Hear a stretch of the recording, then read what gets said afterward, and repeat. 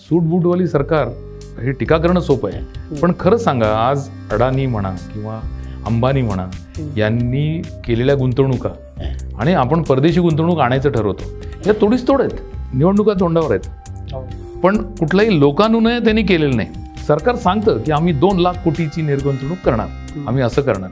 प्रत्यक्षामध्ये 2 लाख कोटीचे 20,000 कोटी पण जमत नाहीत. मला तर उलट असं वाटतं की 5 वर्षाचं एकदमच बजेट मांडावं किंवा 5 वर्षाचं आमचं हे धोरण आहे. अर्जुनानी जसं तो त्याला पक्षाचा फक्त डोळा दिसत होता, तसं हे अर्थमंत्र्यांना फक्त ग्रोथ, वृद्धी, अर्थव्यवस्था कशी वाढेल.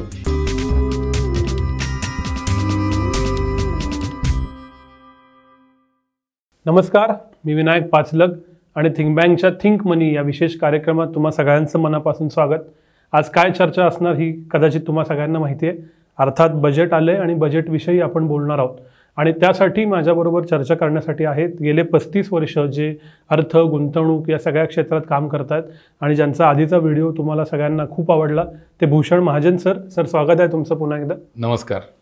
खरं तर बजेटबद्दल तुम्ही खूप वाचलं असेल, खूप ऐकलं असेल, पण माझ्या स्वतःची रिॲक्शन अशी आली स्पॉन्टेनियस की काही घडलंय, खूप काही घडलंय पण काही घडलंच नाही. छोटं भाषण, मोठ्या घोषणा नाहीत, चांगलं म्हणायचं का वाईट म्हणायचं ते कळत नाही.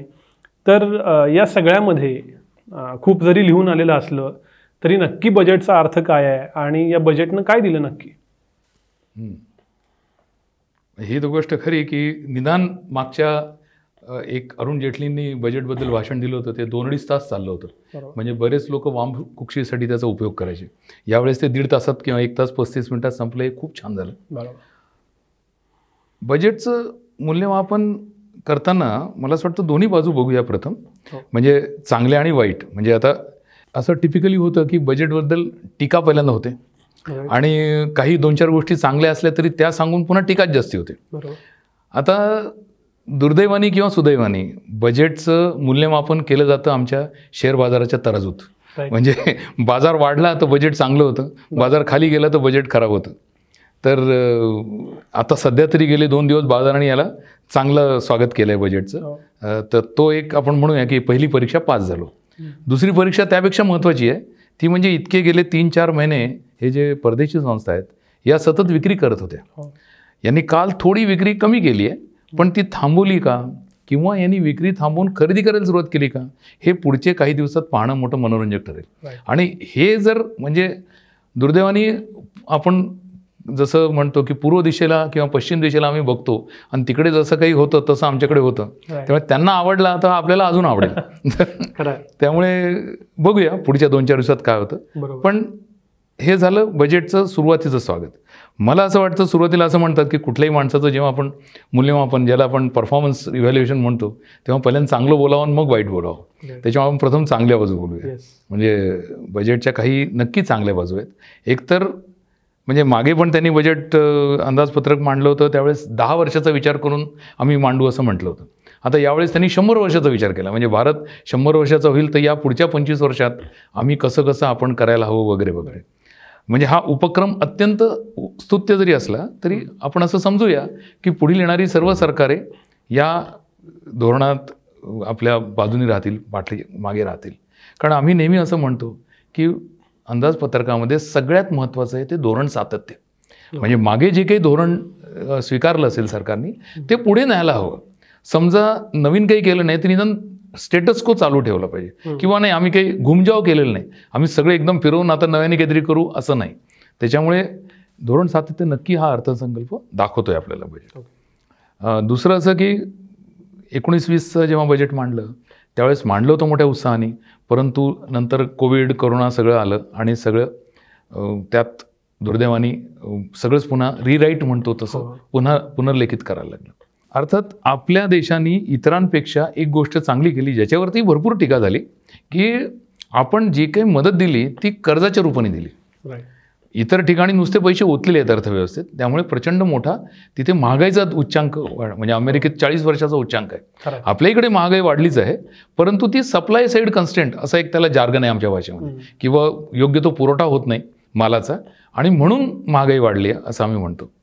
तर प्रथम धोरण सातत्याचा विचार करताना त्यांनी एक गोष्ट तर नक्की केली की कराच्या दरांमध्ये आणि सवलतींमध्ये कुठलाही फरक केलेला नाही. म्हणजे त्या करू शकल्या असत्या की आता तुम्ही अजून नवीन योजनेकडे वळा, त्या नवीन योजनेकडे वळलात तर तुम्हाला अजून 2% कन्सेशन देऊ वगैरे वगैरे. हे सगळं त्यांनी टाळलं. दुसरं अत्यंत अभिनंदनीय गोष्ट म्हणजे अशी की निवडणुका तोंडावर आहेत, पण कुठलाही लोकानुनय त्यांनी केलेलं नाही किंवा हे बरं वाटेल म्हणून हे करू ते करू असं नाही केलं. त्या म्हणजे आम्ही मजेनी असं म्हणतो, एक सुंदर हिंदी गझल आहे, हजारो ख्वाहिशें ऐसी की हर ख्वाहिश पे दम निकले.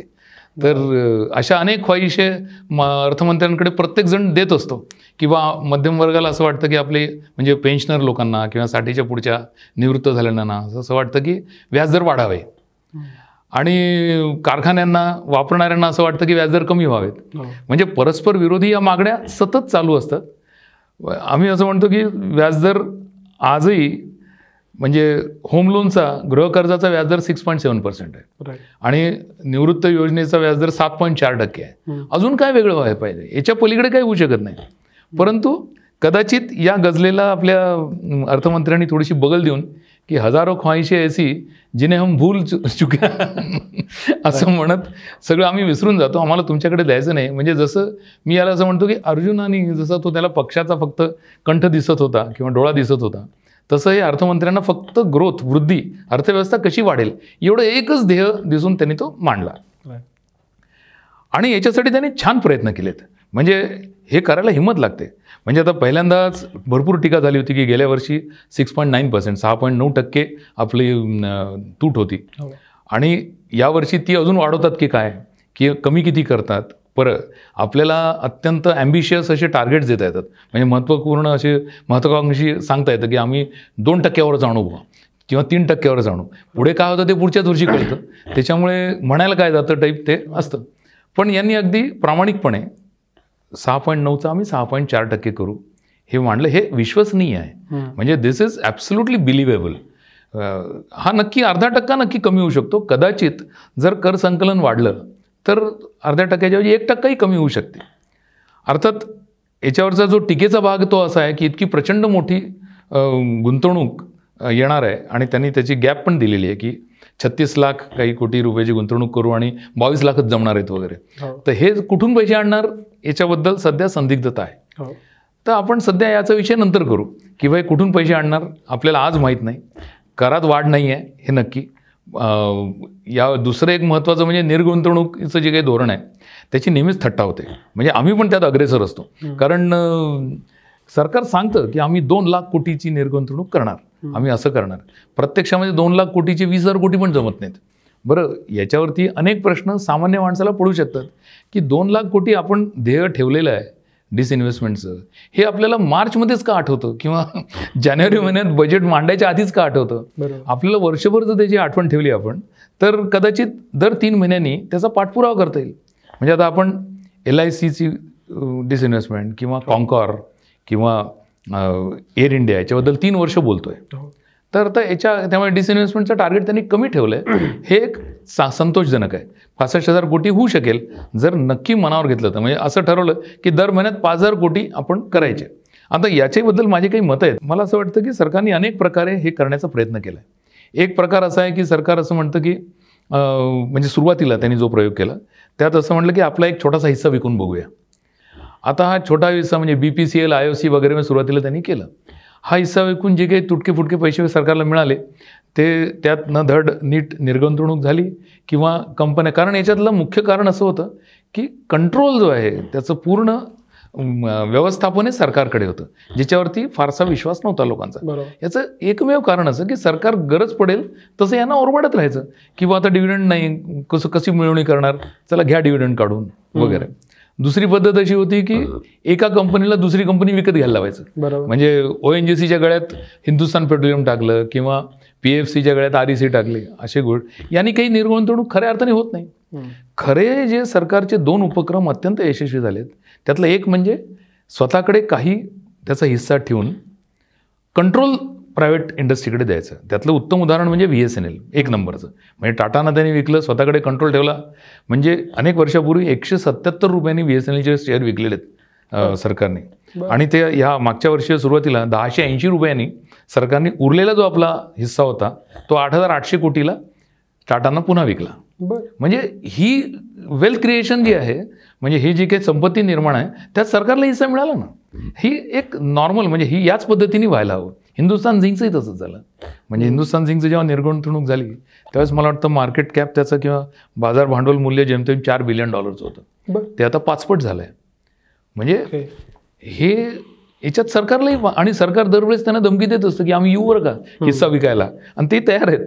परंतु माझं म्हणणं या मार्गाने का जात नाही. दुसरा तिसरा मार्ग आहे CPEF. त्याच्यात सुद्धा असे चांगले सरकारी शेअर्स याचं एक बंडल करून ते लोकांना देण्याचा प्रयत्न केला. पण या सगळ्याच्यामध्ये गुंतवणूकदाराला ही भीती सतत होती की हे जरी शेअर त्यातनं आले असले तरी त्यातनं कधीही सरकार डिव्हिडंड पोटी काही रकमा काढून घेईल.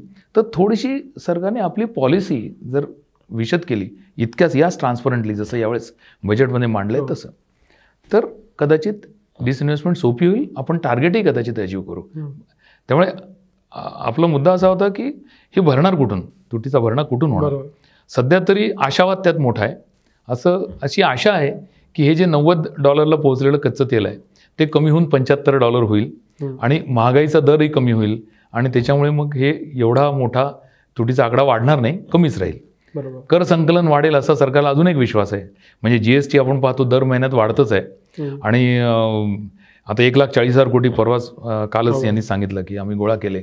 अर्थात याच्यात टीका पुन्हा सोडून देऊ. टीका अशी आहे की त्यात दंड व्याज हे सगळं धरून ते 1,40,000 कोटी आहेत. तरी 1,20,000 कोटी जरी धरले तरी हा मोठी रक्कम आहे. आणि ही जर याच गतीने कलेकलेने वाढत राहिली तर कदाचित पुढच्या वर्षी हाच आकडा 1,50,000 किंवा 1,80,000 कोटी होईल.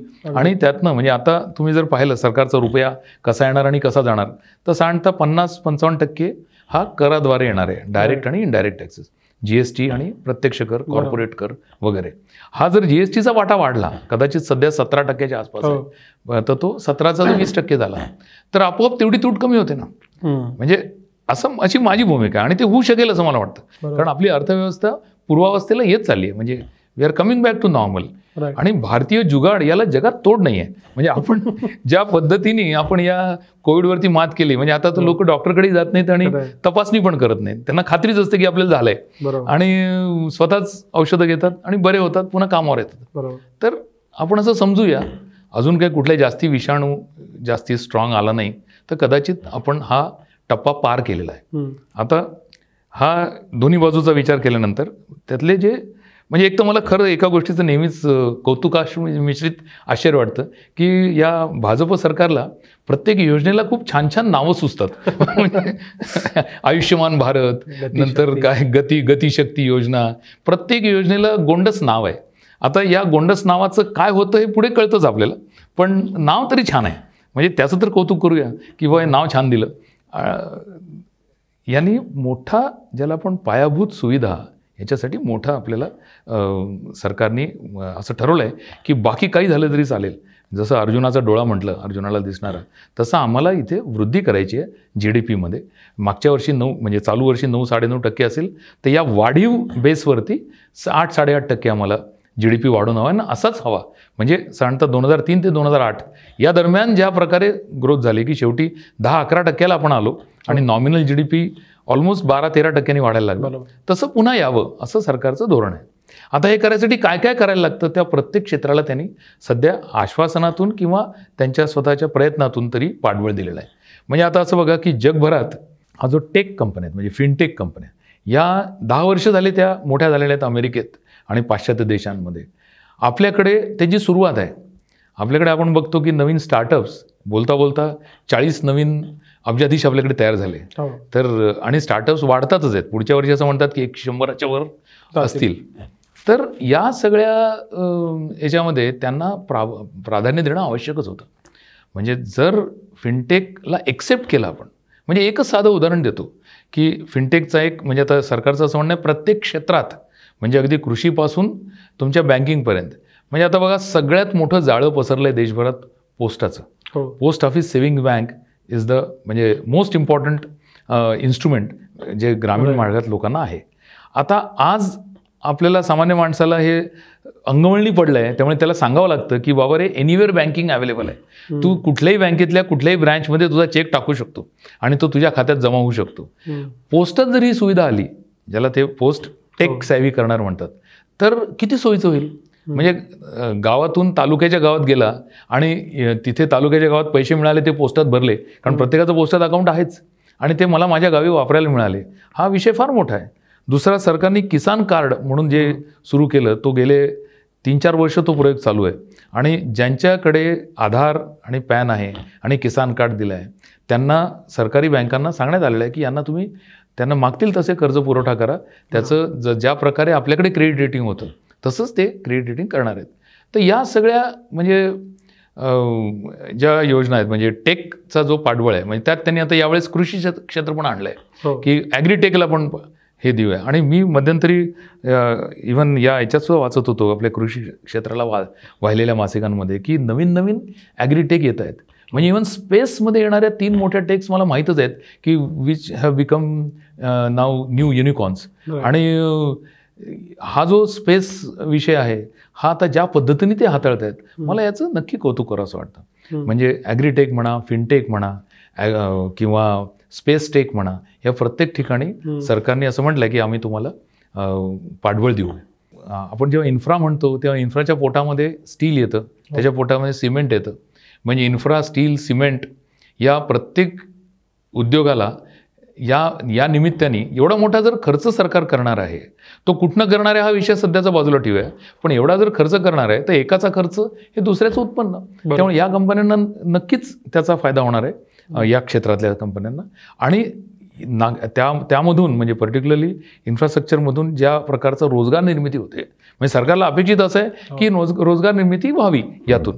आता प्रत्यक्षात काय होतं आपल्याला 1 वर्षात कळणार आहे, या आढाव्यामध्येच कळणार आहे, पण ते होऊ शकतं, ह्याच्यात काही शंका नाही. त्यामुळे हा एक खूप मोठा पॉझिटिव्ह बजेटचा मला वाटतो. म्हणजे असं त्यांनी जे नेहमी आपण म्हणतो अंथरूण पाहून पाय पसरावे, तसं न करता काय 3च्या ऐवजी 6% होऊ दे, काही बिघडत नाही. पैसे कसे आणायचे बघत राहू, पण येऊ दे, करू दे, हा एक महत्त्वाचा मुद्दा.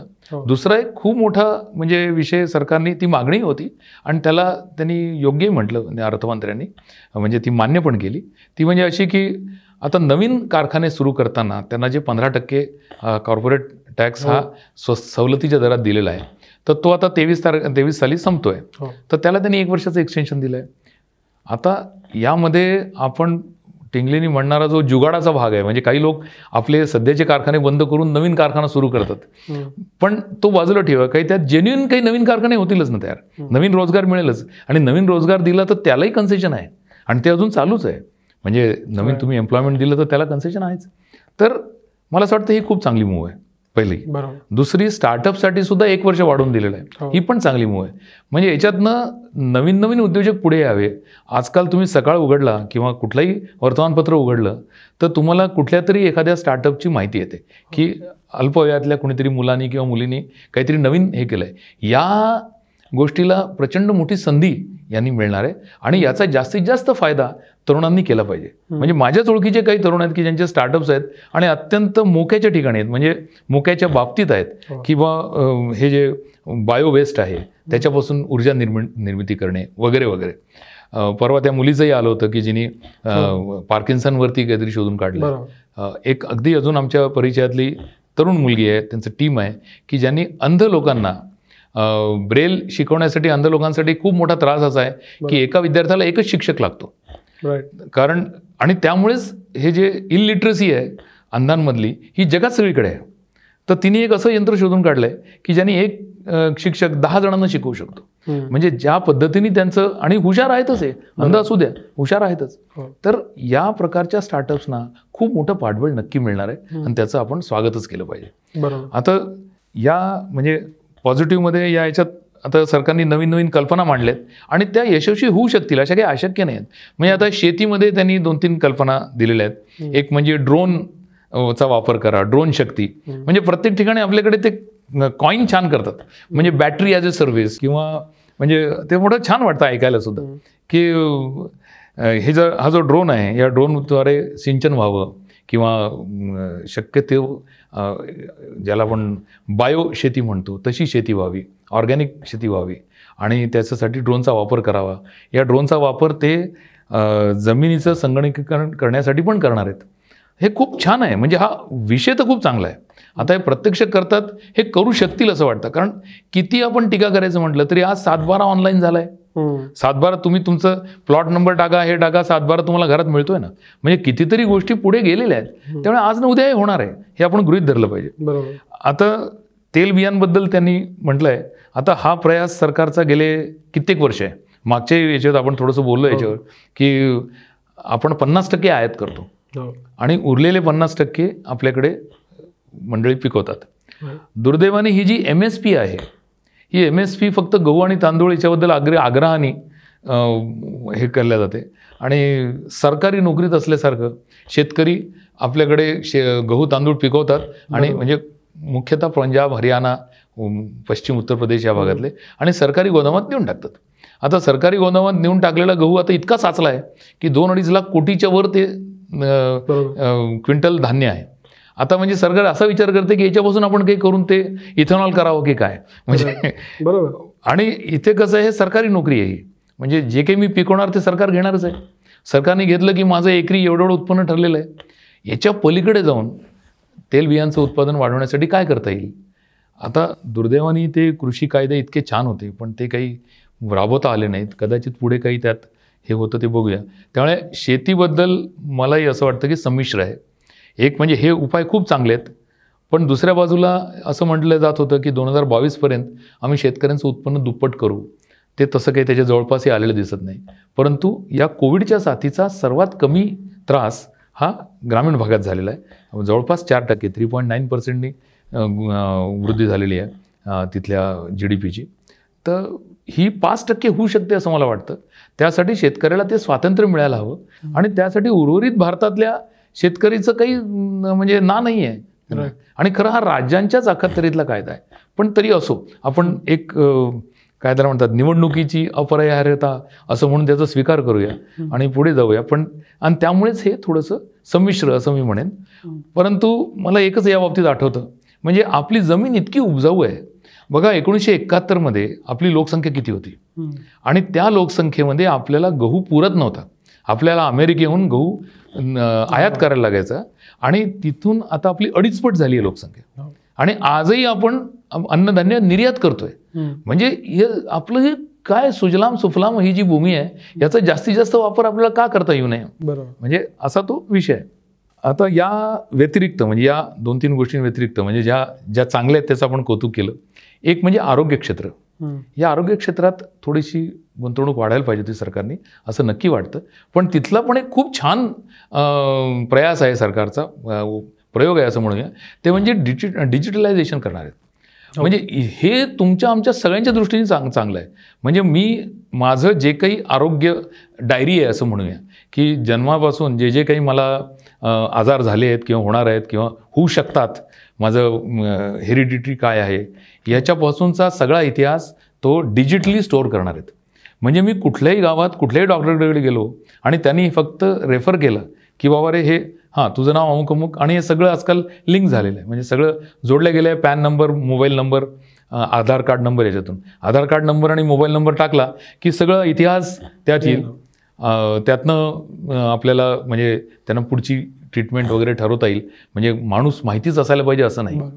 याचा एक फायदा किंवा गैरफायदा हा विमा कंपन्या पण करू शकतात. कारण विम्याचा जेव्हा हप्ता ठरवण्याची वेळ येते मेडिकल इन्शुरन्सचा, तर त्यावेळेस ही सगळी माहिती त्यांनाही मिळेल, कारण डिजिटल डायरीज आहे. त्यामुळे ही सगळी माहिती त्यांना असेल. पण याच्यात दुसरी गोष्ट अशी चांगली होईल, म्हणजे त्यातलं वाईटातलं चांगलं असं की विम्याचे क्लेम्स सगळे व्यवस्थित पार पडतील. कारण मी काही लपवून ठेवलेलंच नाही आहे, कारण मी लपवून ठेवूच शकत नाही. म्हणजे सध्या ज्या प्रकारे होतं की इकडे टिक करून टाका, सही करा, मग तो एजंटच आपला फॉर्म भरतो, तसं काही प्रश्नच नाही. कारण जे काही माझं आहे ते तुमच्यासमोर आहे. I am virtually there in the world. म्हणजे ही जी व्हर्च्युअल वर्ल्ड आहे त्याच्यामध्ये म्हणतात तशी माझी सगळी माहिती अवेलेबल आहे. तर हा त्याचा फायदा तोटा दोन्ही आहे. एक खूप मोठा म्हणजे, आणि त्यातनंही थोडंफार सरकारला महसूल मिळेल, त्यांनी म्हणजे टांगती तलवार बंद केली, ती म्हणजे क्रिप्टो करन्सी. म्हणजे कसं होतं, क्रिप्टोवाले सगळे जीव मुठीत धरून होते, कारण त्यांना वाटलं ते आपल्याकडचं घेऊन जातात की काय. म्हणजे सरकार, कारण सगळे ते दोलायमान होतं, याला काय करावं, कसं करावं, मान्यता द्यावी की नाही द्यावी, या सगळ्या प्रश्नांना त्यांनी मूठमाती दिली की ठीक आहे बा, तुझ्याकडे आहे ना क्रिप्टो करन्सी, ओके, मग त्याच्यावरती तू जेव्हा केव्हा विकशील तेव्हा त्याच्यावरती कर भर, तो 30% भर, सो एव्हरीथिंग इज ऑफिशियल, त्याला कुठली वजावट नाही, दॅट इज ओके. सगळ्यात महत्त्वाची गोष्ट अशी झाली आहे की या गुंतवणूकदाराच्या दृष्टीने ती म्हणजे अशी की त्याच्याकडच्या हातात असलेली जी मत्ता आहे, क्रिप्टोकरन्सीचं जे ॲसेट आहे, तो हे जे कूट चलन म्हणूया आपण किंवा आभासी चलन म्हणूया, हे लिगलाइज झालं ना आता. याला आता वैधानिक मान्यता आली की नाही हे आता असू दे याच्याकडे. यांनी कसं ते नंतर कदाचित इन्कम टॅक्स शोधतील आयकरवाले की कुठनं आणले ते सांगा. परंतु ज्या प्रकारे त्यात सुद्धा म्हणजे आता मला आठवतं 4-5 वर्षापूर्वीच $72 बिटकॉईनचा किंमत होती, जी आता कमी होऊन $36,000 आहे. त्याच्यामुळे याच्यात असं होऊ शकतं की सगळेच पैसे त्यांनी आज टाकलेले नाहीत, काही पिरियडमध्ये ते वाढलेलं आहे, काही काळामध्ये वाढलेलं आहे. पण याच्यातला हा सगळ्यात मोठा फायदा आज एस्टिमेटेड म्हणजे असं म्हणतात की साधारणतः 10 ते 15 दशलक्ष भारतीय हे क्रिप्टोमध्ये गुंतवणूक करतात. आणि अंदाजे, आता हा अंदाज आहे कारण याचं अजून आपल्याकडे माहिती नाही, विधा तशी सुरक्षित नाही आहे पण किंवा सगळ्यांमध्ये नाही आहे, पण अंदाजे 60 ते 80 हजार कोटी रुपये यामध्ये आहेत. आता याच्यातला आपला मनुष्य स्वभावाप्रमाणे अगदी 10-20% जरी त्यात काही म्हणजे हस्तांतर झालं असं म्हणूया, प्रॉफिट बुकिंग झालं, नफा वसुली झाली, तर त्याच्यावरती जो काही कर आहे तो सरकारला मिळणार आहे. आणि आता हे वैधानिक म्हणजे हे लिगल झाल्यामुळे लोक आता घेऊ शकतील. त्याचबरोबर रिझर्व्ह बँकेला सुद्धा सरकारने सांगितलं की तुम्ही स्वतःची डिजिटल रुपये काढा.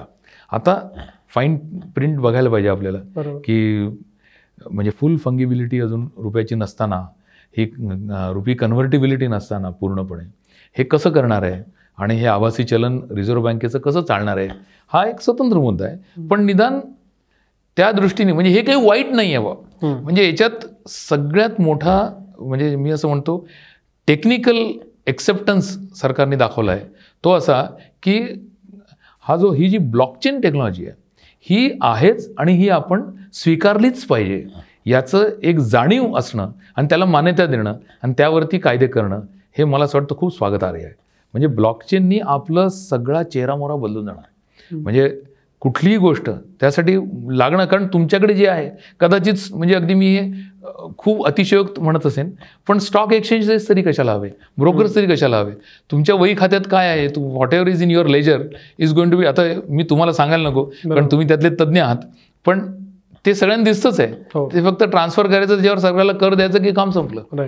म्हणजे याचा एक्सेप्टन्स हे मला वाटतं खूप मोठी गोष्ट आहे. त्यामुळे crypto has been one of the basic feature, good feature of this budget. मग बाकी छोट्या मोठ्या काही तरतुदी आहेत. म्हणजे आता ही जी सरकारचं गतिशक्ती योजना आहे म्हणजे इन्फ्रा पुश देण्यासाठी, तर त्याच्यामध्ये 7 इंजिन्स आहेत असं ते म्हणतात. आता या 7 इंजिन्समध्ये रेल्वे, रस्ते बांधणी, रेल्वे, जहाज वाहतूक म्हणजे जलवाहतूक त्यांनी त्यात घेतलेली आहे. आणि जलवाहतुकीमध्ये आपल्या केंद्रीय मंत्र्यांनी खूप चांगलं काम केलेलं आहे. म्हणजे दुवा देतात लोक ज्या पद्धतीने गंगेचा वापर करण्यात आला आहे जलवाहतुकीसाठी. इव्हन किनारपट्टीवर सुद्धा ही करता येण्यासारखी आहे. आणि आजही आपल्याकडच्या समुद्रातल्या ज्या म्हणजे आपण ज्याला आपण म्हणतो श्रिम्स किंवा यांचा जो एक्सपोर्ट आहे त्याला प्रचंड मोठी मागणी आहे आणि ती आपण करू शकतो. तर या सगळ्या गोष्टींसाठी याचा उपयोग होईल.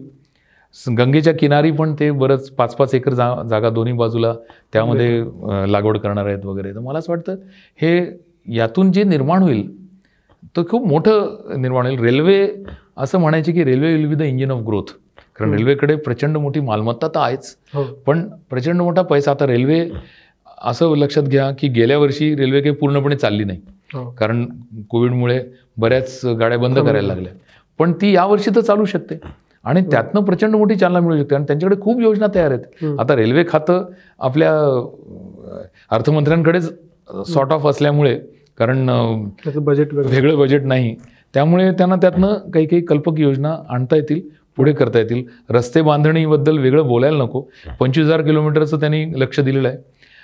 आता आपले जे नागरी वाहतूक मंत्री आहेत ते तर नेहमीच सांगत असतात त्या सगळ्या भाषणांमध्ये आणि मी किती अचीव केलं आहे आणि केलेलं आहे ते. म्हणजे आपण म्हणजे साधं तुम्हाला उदाहरण सांगतो, नागपूर ते चंद्रपूर हा जो प्रवास होता की जिथे म्हणजे एकेकाळी जाताना खडखड खडखड खडखड आवाजात जावं लागायचं, तिथे आता 6 पदरी हायवे झालेला आहे.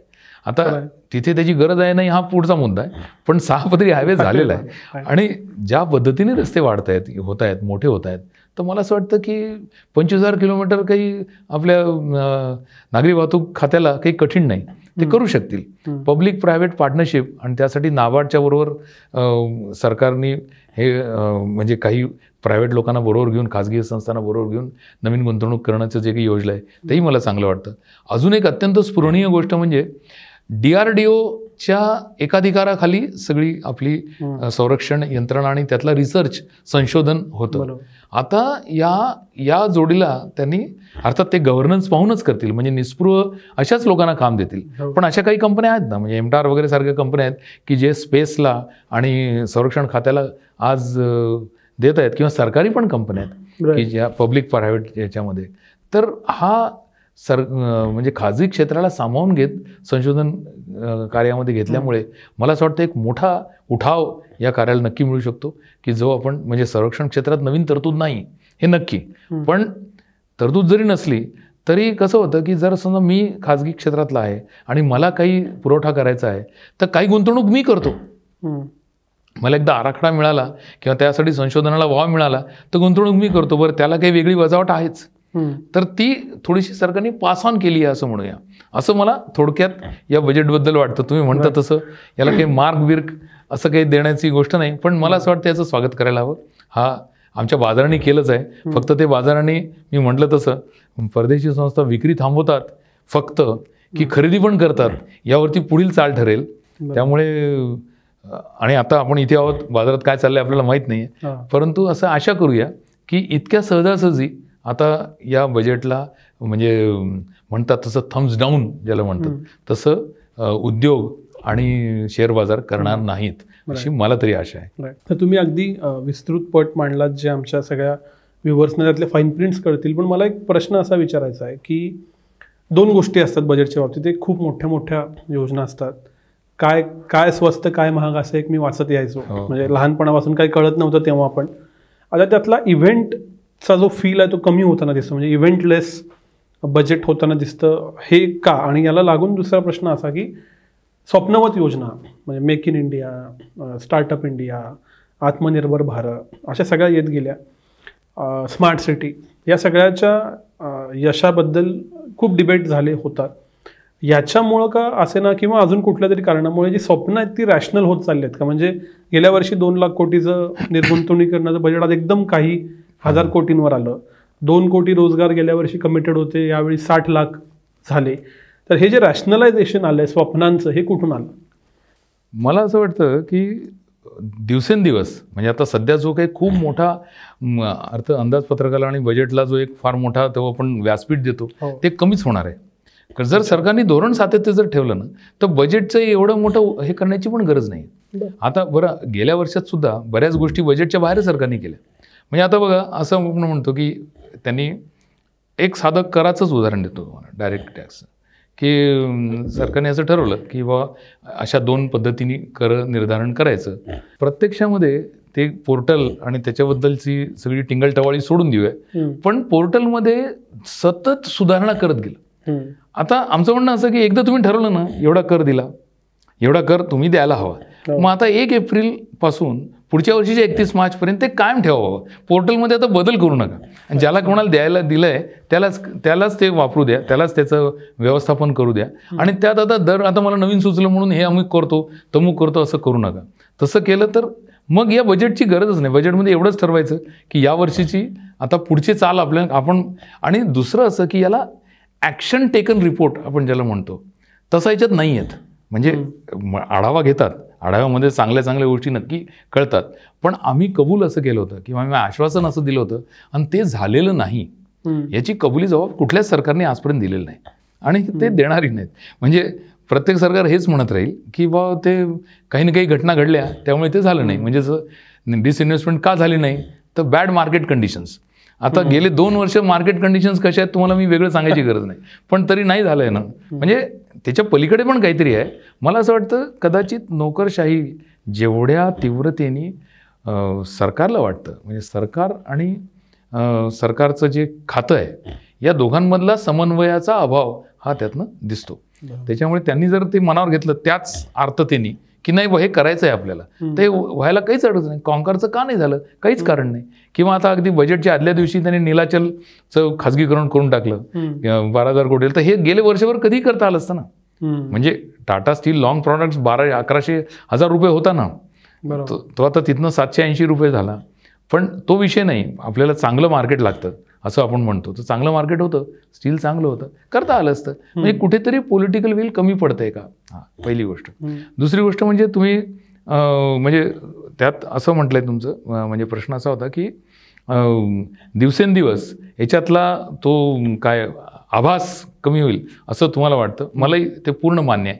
मला तर उलट असं वाटतं की 5 वर्षाचं एकदमच बजेट मांडावं, किंवा 5 वर्षाचं आमचं हे धोरण आहे, हे असं असं होईल आणि या प्रकारे आम्ही करू. याच्यात फक्त आम्ही तुम्हाला जनतेला दर 3 महिन्याने, कारण वर्षांनी म्हणजे वर्षाच्या शेवटीच जुळवाजुळव करायला सुरुवात होते, कारण हे राहून गेलं, ते राहून गेलं, ते राहून गेलं.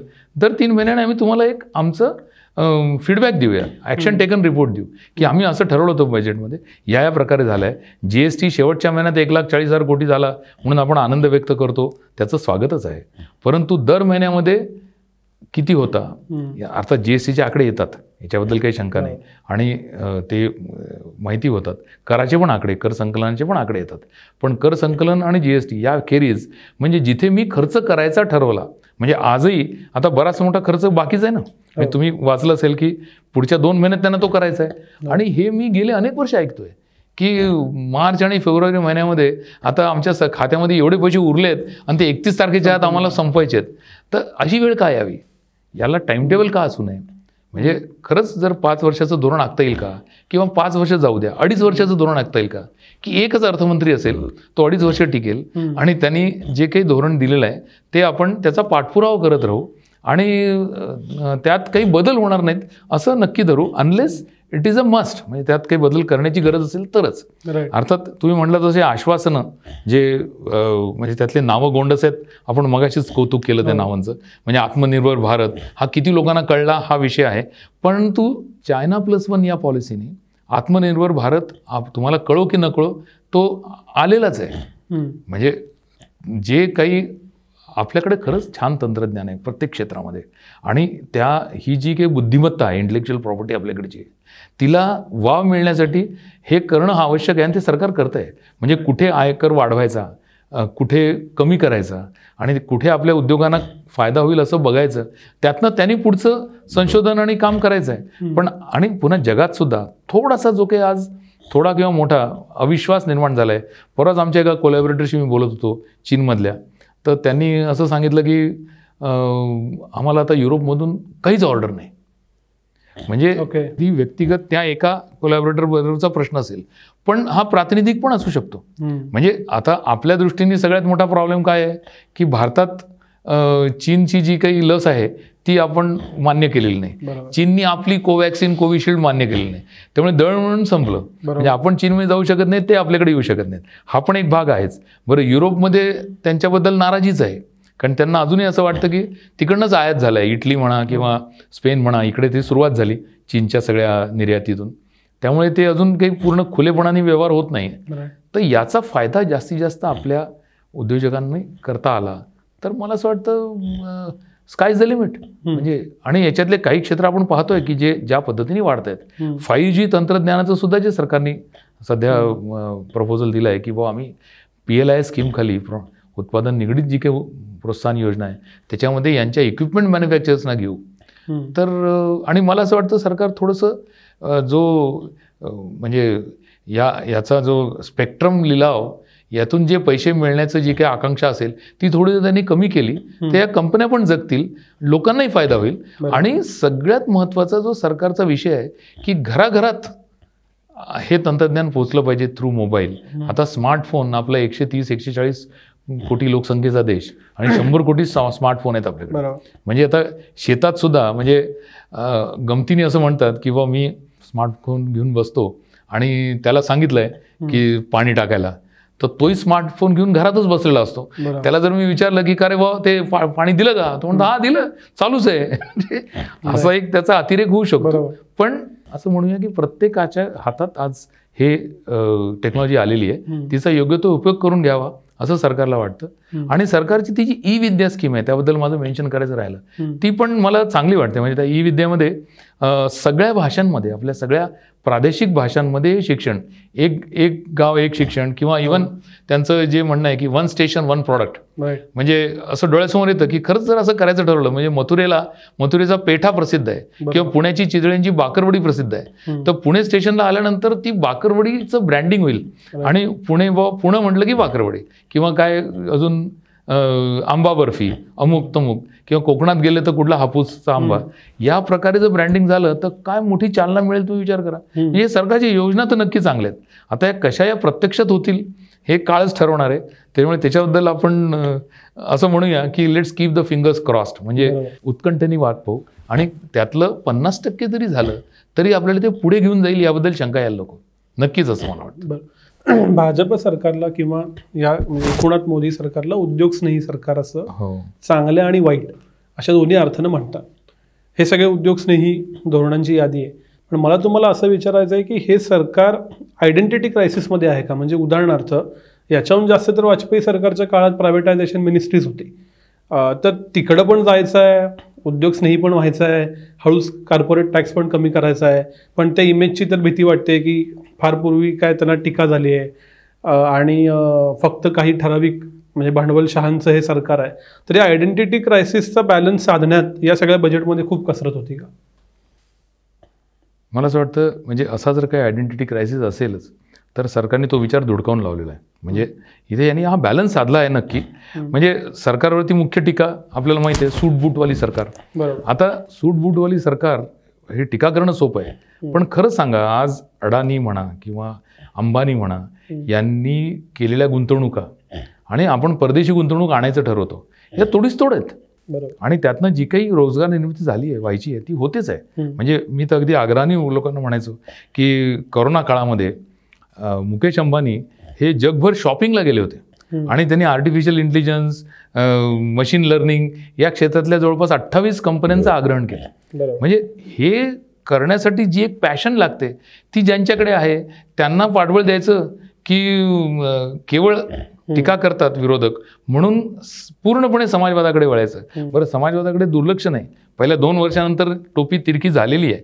म्हणजे लेट्स अंडरस्टँड दिस की पूर्णपणे सुरुवातीला तुम्ही म्हणता तसं कदाचित भांडवलदार धार्जिणं सरकार असेल, पण हळूहळू सरकारने तो बदलला, थोडासा आपला ॲप्रोच बदलला, मार्ग बदलला आणि दोन्ही बाजूंचं एक समाधान करण्याचा प्रयत्न केला. त्यामुळे मला असं वाटतं आयडेंटिटी क्रायसिस जरी असलाच, समजा कदाचित काही टीकाकार म्हणतात तसा असू शकेल, पण त्यातनं म्हणजे ताऊन सुलाखून बाहेर पडून एक वेगळी आयडेंटिटी स्वतःला द्यावी. म्हणजे आता वाजपेयी आणि नरेंद्र मोदी यांच्यामध्ये खूप टोकाचा फरक आहे. म्हणजे वाजपेयी हे सर्व पक्षांना आदरणीय होते, नरेंद्र मोदींच्याबद्दल टीका जास्ती होते आणि कारण त्यांचा एक काही आग्रह जो काही आहे त्या आग्रह त्यात त्यांचा जमीन आसमानाचा फरक आहे. पण तरीसुद्धा देशनिष्ठा आणि ज्या प्रकारे त्यांनी आज या दोन्हीचं संगम करण्याचा प्रयत्न केला, म्हणजे पुन्हा मी म्हणेन की शेतकरी कायदे व्हायला हवे होते, ते झाले असते तर त्यातनं जो काही फायदा या आपल्या शेतमालाला आणि शेतकऱ्यांना झाला असता तो आपल्याला दिसला असता आपल्या नजरेने. दुर्दैवाने ते झाले नाहीत, कदाचित पुढे काहीतरी येईल असं समजूया. पण दोन्हीचा समन्वय साधण्याचा प्रयत्न सरकार करत आहे असं मला वाटतं.